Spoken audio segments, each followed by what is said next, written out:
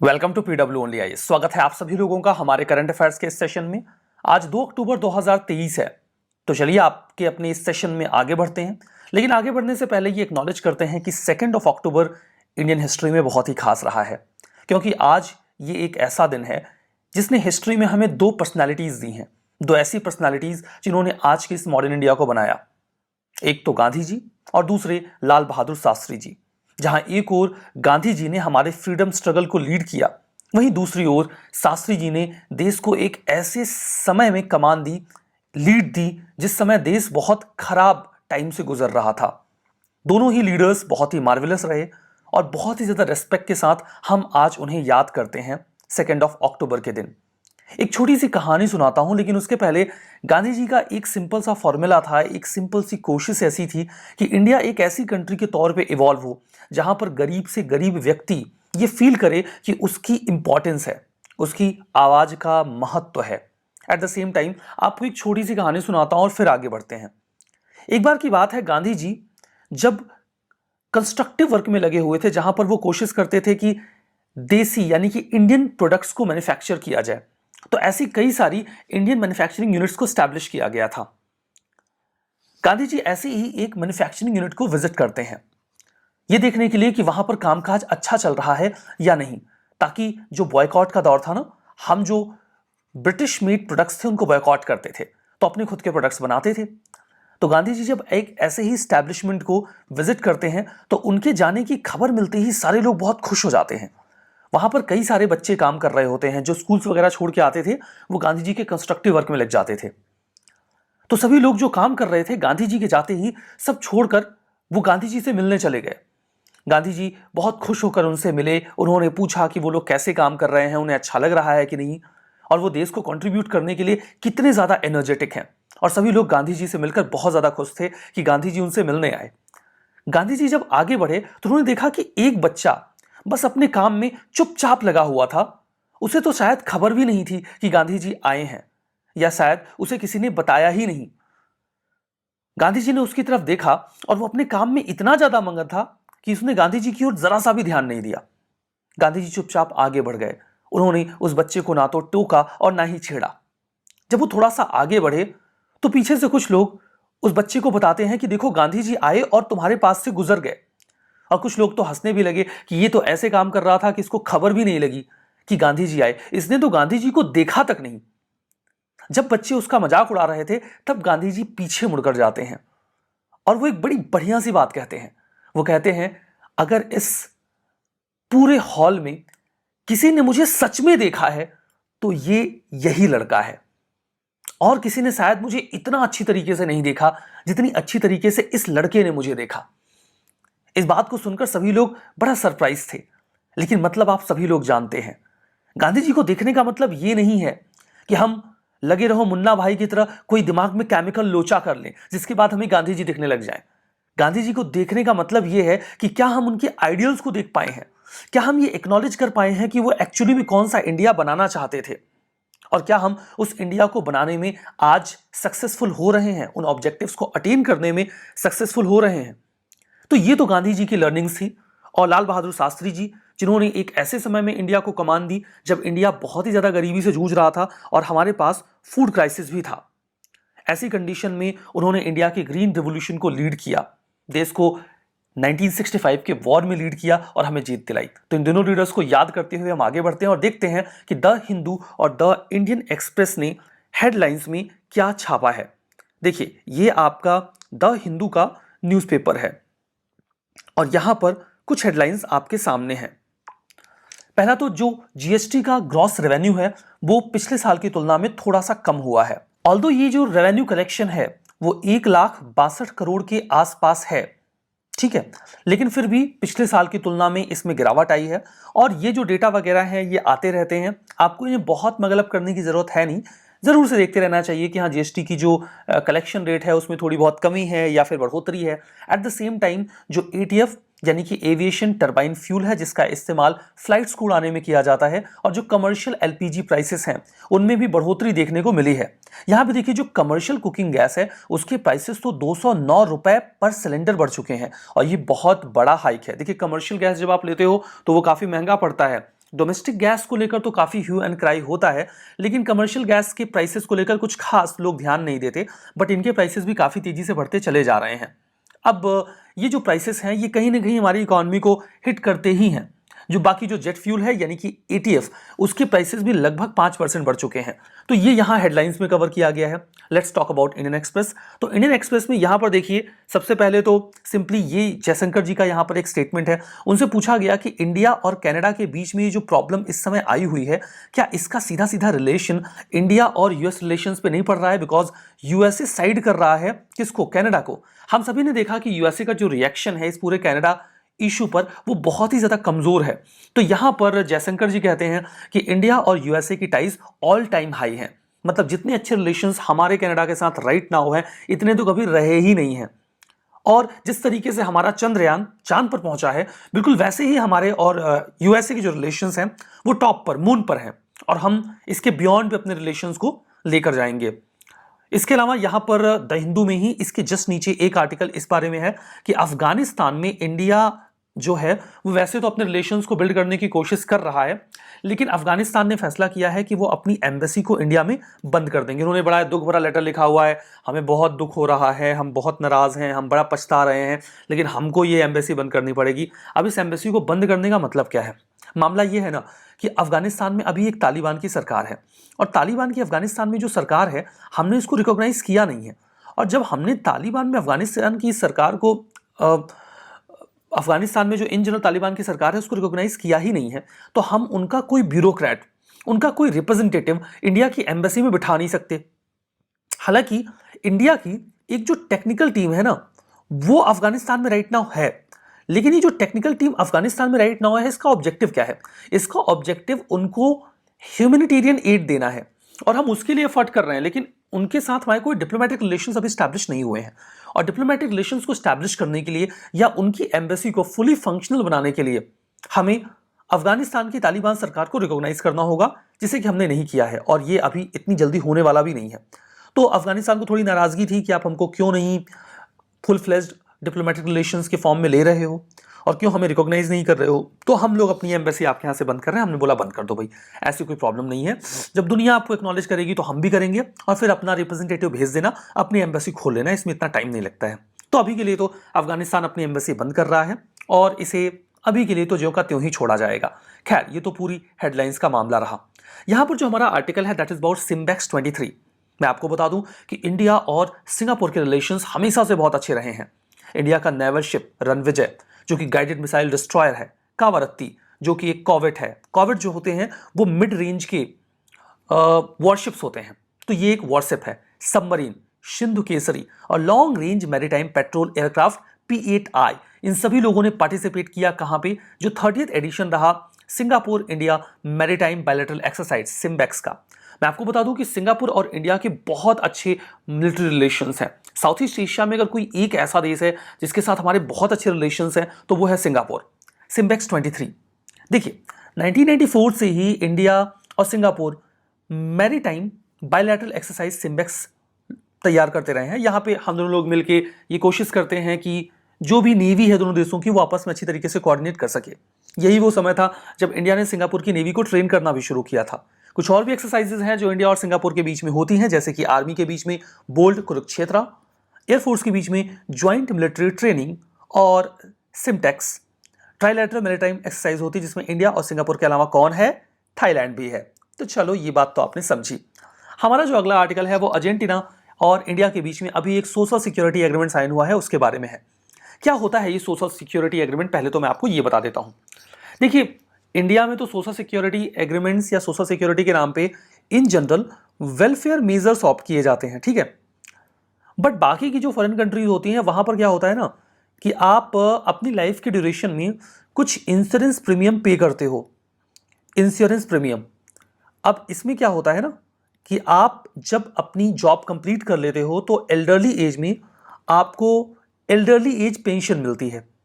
तो जो पेंशन मिलेगी वो इस बेसिस पर मिलेगी कि जब आप जॉब कर रहे थे तो आपने अपने टॉप 35 ईयर्स में कितना कंट्रीब्यूट किया। एट द सेम टाइम आपको हेल्थ इंश्योरेंस मिल जाएगा।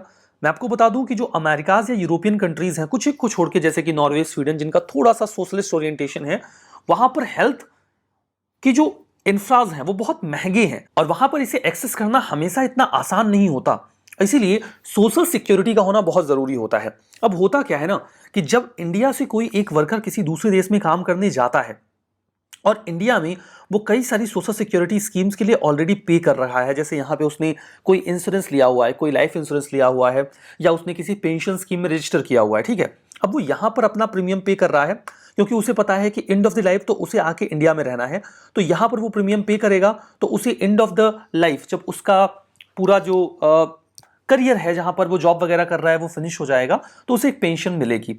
अब यहां से वो जॉब करना बंद करके जब किसी दूसरी कंट्री में इन बिटवीन जॉब करने जाता है तो वो वहां के सोशल सिक्योरिटी फॉर्मेट में खुद को एनरोल करता है और वहां पर भी उससे कहा जाता है कि आप ये पे करो क्योंकि ये नॉर्म है, सभी को पे करना पड़ता है।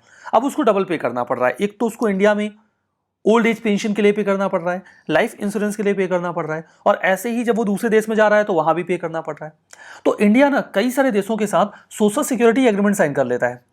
अब इसका फायदा ये होता है कि ये मान लिया जाता है कि अगर कोई भी पर्सन इंडिया में सोशल सिक्योरिटी के पर्पज से कुछ पे कर रहा है तो जो वो जिस देश में काम करने गया है वो वहां पे नहीं करेगा, और इस बात को लेकर वो एग्री कर जाते हैं। तो इंडिया और अर्जेंटीना ने अभी हाल ही में ऐसा ही एक लीगल राइट एग्रीमेंट साइन किया है कि जो लोग इंडिया से अर्जेंटीना में काम करने जाएंगे उन्हें वहां के सोशल सिक्योरिटी में कुछ भी पे करने की जरूरत नहीं है क्योंकि वो इंडिया में पे कर रहे हैं। तो सोशल सिक्योरिटी एग्रीमेंट ऐसा ही एक बायलैटरल एग्रीमेंट होता है जहां पे इंडिया या कोई भी दूसरा देश इस बात को लेकर एग्री कर जाते हैं कि जो क्रॉस बॉर्डर वर्कर्स हैं उन्हें 2 बार सोशल सिक्योरिटी के लिए पैसे पे करने की जरूरत नहीं, यानी कि जो डबल कवरेज का पूरा मामला है ये खत्म हो जाए। और बिल्कुल ऐसा ही ट्रीटमेंट इंडिया उस देश के सिटीजन को भी देता है अगर वो इंडिया में काम करने आ रहा है। तो अगर वो अपने देश में सोशल सिक्योरिटी के लिए पे कर रहा है उसे इंडिया में पे करने की जरूरत नहीं है। तो सोशल सिक्योरिटी एक ऐसा मैकेनिज्म है जहां पे जो डुअल कंट्रीब्यूशन है हम उसे क्रॉस करते हैं, और एक पर्सन अगर होस्ट कंट्री में यानी कि जहां से वो सिंपली जहां पे वो जा रहा है, ठीक है, और वहां पर वो कोई जॉब कर रहा है तो स्पेसिफिक पीरियड के लिए, जिस पीरियड के लिए वो वहां पर गया है, डिपेंड्स कि किस कंट्री के साथ कैसा एग्रीमेंट है, उसे एग्जाम्प्ट कर दिया जाता है। आप अगर होम कंट्री में पे कर रहे हो, यू नीड नॉट टू पे इन होस्ट कंट्री। इंडिया ने कई सारी कंट्रीज के साथ इस तरीके के सोशल सिक्योरिटी एग्रीमेंट्स कर रखे हैं, जैसे कि Belgium, Germany, Quebec is part of Canada, ठीक है, एक रीजन है। Switzerland, grand duchy of Luxembourg, duchy areas को कहा जाता है यूरोप में। Further France, Denmark, Korea, Netherlands, Hungary, Finland, Sweden, चेक Republic, Norway, Austria, Canada, Australia, Japan, पुर्तगाल, इन सभी देशों के साथ हमारे सोशल सिक्योरिटी एग्रीमेंट्स हैं। जो आईएलओ है यानी कि इंटरनेशनल लेबर ऑर्गेनाइजेशन, वो सोशल सिक्योरिटी को ऐसा डिफाइन करता है कि ये एक कॉम्प्रिहेंसिव अप्रोच है जिसका इस्तेमाल हम करते हैं कि किसी भी व्यक्ति को डिप्राइवेशन से बचा सकें, उसे अश्योरेंस दे सकें बेसिक मिनिमम इनकम का, और उसे किसी भी अनसर्टेनिटी से बचाया जा सकता हो। तो ये तो पूरा मामला सोशल सिक्योरिटी के बारे में। हमारा जो अगला आर्टिकल है वो प्रोजेक्ट उद्भव के बारे में है। प्रोजेक्ट उद्भव, आपको क्या लगता है कि जो बहुत सारी वॉरक्राफ्ट के ऊपर लिखी गई हमारी किताबें हैं जैसे कि महाभारत और रामायण, क्या वो सिर्फ एपिक्स हैं? नहीं। अगर आप उन किताबों को उठाएं तो आपको वॉर टैक्टिक्स पता चलेंगी। आपको पता चलेगा कि महाभारत में जब अलग अलग आर्मीज इकट्ठा हुई तो उन्होंने कैसे स्ट्रेटजीज को चार्ट आउट किया और एक दूसरे के खिलाफ उन्होंने कौन सी टैक्टिक्स ऑप्ट की जब वो महाभारत की लड़ाई को लड़ रहे थे। एट द सेम टाइम जब भगवान राम एक आर्मी को तैयार करते हैं जो समंदर को पार करके श्रीलंका में रावण से लड़ने के लिए जाती है, तो इस आर्मी को कैसे इकट्ठा किया गया और कौन से प्रिंसिपल्स फॉलो किए गए। एट द सेम टाइम इस आर्मी को कैसे ऑर्गेनाइज किया गया इस पूरे महाभारत की लड़ाई के लिए। तो ये जो आपके एपिक्स हैं जैसे कि रामायण और महाभारत, ये केवल माइथोलॉजिकल टेक्स्ट नहीं है बल्कि ये वॉरक्राफ्ट पे लिखी हुई कुछ किताबें हैं, स्टेट क्राफ्ट के ऊपर लिखी गई कुछ किताबें हैं। एट द सेम टाइम कुछ और भी टेक्स्ट हैं, पुरानाज हैं, वेद हैं, जहां पे बताया गया है कि एक ब्यूरोक्रेट को कैसे काम करना चाहिए और एक किंग को कैसे रूल करना चाहिए। महाभारत में जो भीष्म पितामह जी हैं वो बताते हैं कि एक किंग को रूल करने के लिए किन फंडामेंटल बातों का ध्यान रखना चाहिए, और वो सारी चीजें आज भी प्रैक्टिकल हैं। थोड़ा सा और आगे बढ़ो तो आपको मिलेगा अर्थशास्त्र चाणक्य का। ये तो वॉरक्राफ्ट और स्टेट क्राफ्ट के ऊपर लिखी गई बहुत ही बेहतरीन किताब है। अगर इस किताब को आप पढ़ लो और उसमें दिए गए नॉर्म्स को फॉलो कर लो तो इंडिया को आप एक स्ट्रॉन्ग स्टेट बना सकते हो। वो तो फॉरेन रिलेशंस के बारे में भी बात करते हैं कि आपको दूसरे देशों के साथ संबंध कैसे रखने चाहिए। तो क्या आज जब हमारी आर्मी, हमारी नेवी, हमारा एयरफोर्स इस तरीके की टैक्टिक्स को डिवाइस करता है तो उन्हें महाभारत, रामायण या फिर चाणक्य, ऐसी कई सारी किताबें जो स्टेट क्राफ्ट और वॉर क्राफ्ट पे लिखी गई बहुत ही मार्वेलस बुक्स हैं, उनसे लर्निंग्स को नहीं लेना चाहिए? क्या उन्हें नहीं सीखना चाहिए कि उन्होंने उस समय पर कौन सी टेक्निक्स अपनाई और वो आज कितनी एप्लीकेबल हो सकती हैं? बिल्कुल ऐसे ही इंडियन आर्मी ने अभी एक इनिशिएटिव शुरू किया है और नाम दिया है प्रोजेक्ट उद्भव। यानी कि जो हमारा स्टेट क्राफ्ट है, हमारा वार क्राफ्ट है, उसका ओरिजिन कहां से हुआ और उस ओरिजिन के लिए कौन से लिटरेचर्स, कौन सी बुक्स कंट्रीब्यूट करती हैं। तो जो इंडिया की हेरिटेज है स्टेट क्राफ्ट में या स्ट्रेटेजिक थॉट्स में, हम उसे रिवाइव करेंगे।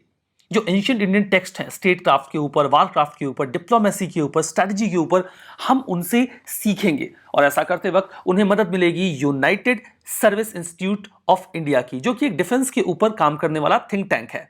प्रोजेक्ट उद्भव की शुरुआत 2021 में की गई, जहां पर ऑब्जेक्टिव यह था कि जो हमारी रीडिस्कवरीज हैं हम उन्हें इंडिजीनियस स्ट्रेटेजिक वोकेबलरी के साथ, देखो एक तो हम टैक्टिक्स वगैरह सीखेंगे, दूसरी हम कुछ अपनी वोकेबलरी भी डिवाइस करेंगे। सिंपल सी बात कहता हूं कि अगर हम कोई घेरा बना रहे हैं तो हम उसे किसी वेस्टर्न स्टाइल में ये क्यों बोले that we are having an ambush, हम झड़प करने जा रहे हैं या हम घेरा बनाकर अचानक हमला करने जा रहे हैं, हम एम्बुश क्यों बोले? हम क्यों ना बोले दैट वी आर डिवाइसिंग अ चक्रव्यूह?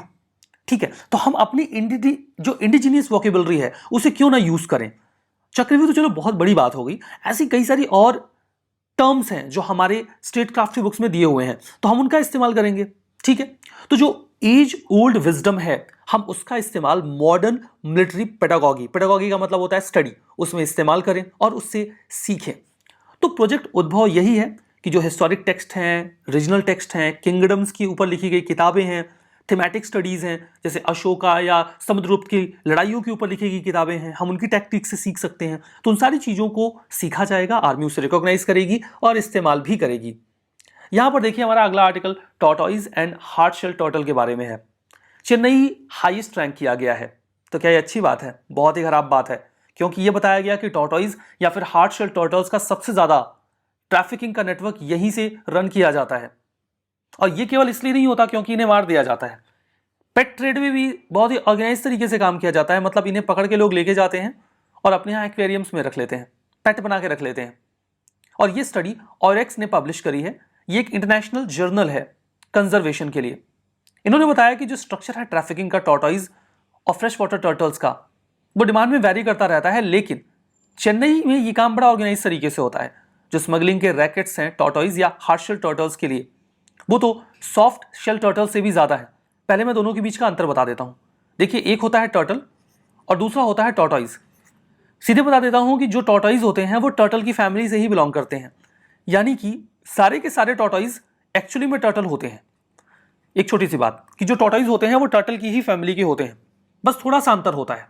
जैसे कि जो टर्टल होता है वो ज्यादातर पानी में रहता है, जबकि जो टॉर्टोइज होता है वो ज्यादातर जमीन पे रहता है। और अभी जो हमारा आर्टिकल है दैट इज अबाउट टॉर्टोइज, वो जो जमीन पे रहते हैं। टर्टल्स यूजुअली ऑमनीवोर होते हैं। ऑमनीवोर का मतलब ये होता है कि ये कुछ भी खा लेते हैं, प्लांट्स भी खा लेते हैं, छोटे बहुत जीव भी खा लेते हैं। जो टॉर्टोइज होते हैं वो हर्बीवोर होते हैं प्राइमरली, मतलब ये ज़्यादातर शाकाहारी ही होते हैं।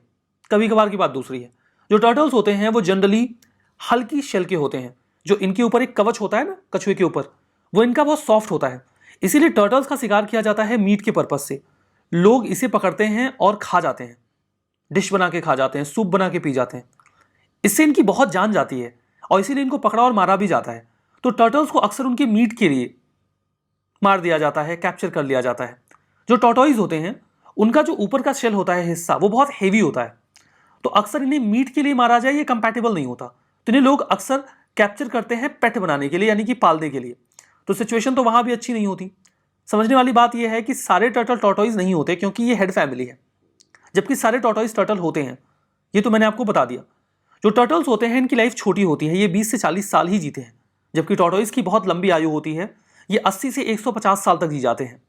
हमारा जो आर्टिकल है दैट इज अबाउट टॉर्टोइज, जिनका कवच बहुत हार्ड होता है, जिन्हें पेट बनाने के लिए पकड़ा जाता है और जो ज्यादातर जमीन पे रहना पसंद करते हैं। ये तो आपको समझ में आया। तो स्मगलिंग जो रैकेट्स हैं वो टर्टल्स को पकड़ते हैं। जो ट्रेड नेटवर्क है पेट टर्टल्स का, उसे ऑब्जर्व किया गया है कि ये सॉफ्ट शेल टर्टल्स की तुलना में, जो कि मीट के लिए बेचे जाते खरीदे जाते हैं, उनसे ज्यादा ऑर्गेनाइज्ड है। ट्रेनिंग और अवेयरनेस की कमी है। जो वाइल्ड लाइफ ट्रेड है उसमें जो काम करने वाले वर्कर्स हैं, इस वजह से वो उसे ट्रैक भी नहीं कर पाते। वैसे खाली चेन्नई नहीं है, यहां तो सबसे ज्यादा एक्टिव नॉट्स हैं। बाकी कोलकाता, मुंबई और बैंगलोर में भी इस तरीके के जो टॉर्टोइज हैं उनको कैप्चर किया जाता है, बेच दिया जाता है। टॉर्टोइज की बात करते हैं, जिसे हार्ड शेल टर्टल बोलते हैं। उनका ऊपर का कवच बहुत हार्ड होता है। ये फैमिली टेस्टुडिनाइडे से बिलोंग करता है और ऑर्डर टेस्टुडाइंस लैटिन शब्द है टॉर्टोइज के लिए। बाकी के टर्टल्स की तरह ही टॉर्टोइज भी अपने आप को प्रोटेक्ट करने के लिए जब उसके ऊपर कोई हमला होता है तो अपने हाथ पैर और अपना मुंह उस कवच के अंदर कर लेते हैं खुद को बचाने के लिए। जो शेल होता है टॉर्टोइज का वो बहुत ज़्यादा हार्ड होता है, जो बाकी की फैमिलीज हैं टर्टल के इस बिल्कुल वैसे ही। इन जनरल ये डायर्नल एनिमल है, मतलब दिन में ही निकलता है, रात में आराम करता है, सोता है आप लोगों की तरह। हालांकि क्रैप्सुलर टेंडेंसी भी देखी जाती है इनमें। क्रैप्सुल का मतलब यह है कि जो शाम होने लगती है ना तब ये निकलते हैं, डिपेंडिंग की हीट टेम्परेचर कैसा है, बट इनको शाम में घूमना बहुत पसंद है। टॉर्टोइज लॉन्गेस्ट लिविंग एनिमल है वर्ल्ड का। इन जनरल ये 80 से 150 साल तक जीते हैं। इसके अलावा आपको ये north America, southern south America, Mediterranean basin, Eurasia, south east Asia, सब सहारन अफ्रीका, मेडागास्कर, पैसिफिक के आइलैंड्स, इन सभी जगहों पे मिल जाएंगे। तो क्या ये हर जगह पे मिलते हैं? नहीं। ऑस्ट्रेलिया में आपको ये टॉर्टोइज नहीं मिलेंगे। ये टॉर्टोइज इन जनरल हर्बीवोर होते हैं, ज्यादातर ये प्लांट्स वगैरह को ही खाते हैं। कभी कभार कोई चिड़िया वगैरह आसपास आ गई तो उसकी मुंडी मरोड़ देते हैं ये लोग और खा जाते हैं, नहीं तो बस हर्बीवोर होते हैं, शाकाहारी, शुद्ध शाकाहारी। अरे कभी कभार की बात दूसरी है, अब आसपास कोई चिड़िया आएगी तो क्या करेंगे, फिर उसके ऊपर हमला करके उसकी मुंडी मरोड़ देते हैं। बाकी इन जनरल शुद्ध शाकाहारी हारी है, एकदम हर्बीवोर है, तो कोई परेशानी की बात नहीं है। ठीक है, चलिए जो अगला आर्टिकल है हमारा वो ऑनलाइन गेमिंग के बारे में है। ऑनलाइन गेमिंग के ऊपर अभी सरकार ने प्लान किया है कि 28% जीएसटी लगाया जाएगा टोटल वैल्यू के ऊपर। पहले क्या होता था ना कि जैसे मान लो ये एक ऑनलाइन गेमिंग ऐप है, अब आप यहाँ पे गेम खेलना चाहते हो तो आप सबसे पहले एक फीस पे करोगे।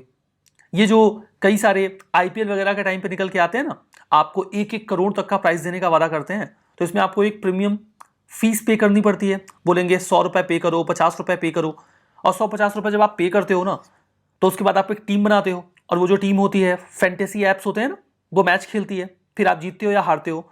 तो ये जो पैसा आपसे वो कलेक्ट करते हैं, इसी पैसे से वो आपको प्राइस भी देते हैं।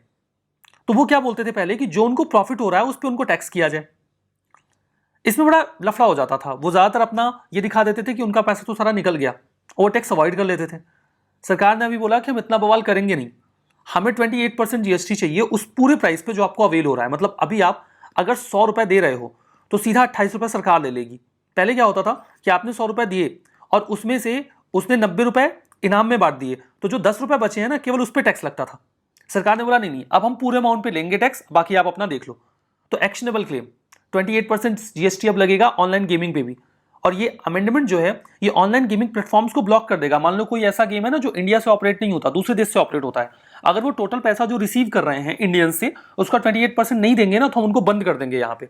और ये अप्रैल 2024 से एप्लीकेबल भी हो जाएगा, यानी कि 6 महीने के बाद हम इसे ऑलमोस्ट शुरू करने वाले हैं। अब देखो इसमें क्या होता है ना, जो वीडियो गेम्स या मोबाइल गेम्स होते हैं, इसको जब आप खेलते हो तो इसमें जो आप पैसे पे करोगे उसके ऊपर आप सीधा टैक्स लगेगा। उसका एक नुकसान ये है कि अब आपसे वो ज्यादा चार्ज करेंगे। पहले वो आपसे 100 रुपए लेते थे, अब वो जीएसटी के फॉर्म में सीधा बोलेंगे हम आपसे 150 रुपए ले लेंगे।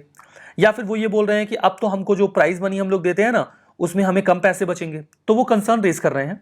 बाकी गेम्स कई तरीके के होते हैं। मल्टीप्लेयर ऑनलाइन बैटल एरिना होता है जहाँ पे कई सारे लोग गन्स लेके जाते हैं, लड़ते हैं, खेलते हैं। फर्स्ट पर्सन शूटर होता है जहाँ पे कुछ वैसे ही कैरेक्टर्स होंगे, गेमिंग कैरेक्टर, जिनको आपको शूट करना है, मारना है।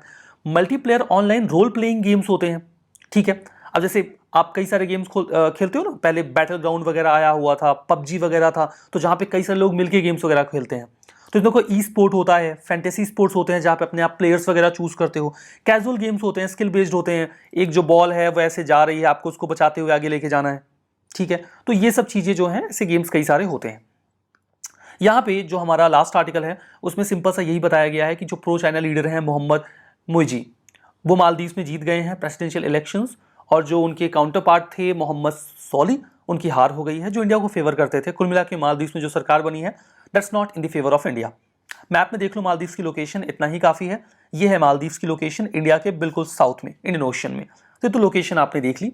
इसी के साथ जो हमारा आज का ये सेशन है वो यहाँ पे एंड होता है। उम्मीद करते हैं ये सेशन आपको बढ़िया लगा। तो मिलेंगे कल के सेशन में, तब तक के लिए इतना ही। बहुत बहुत धन्यवाद।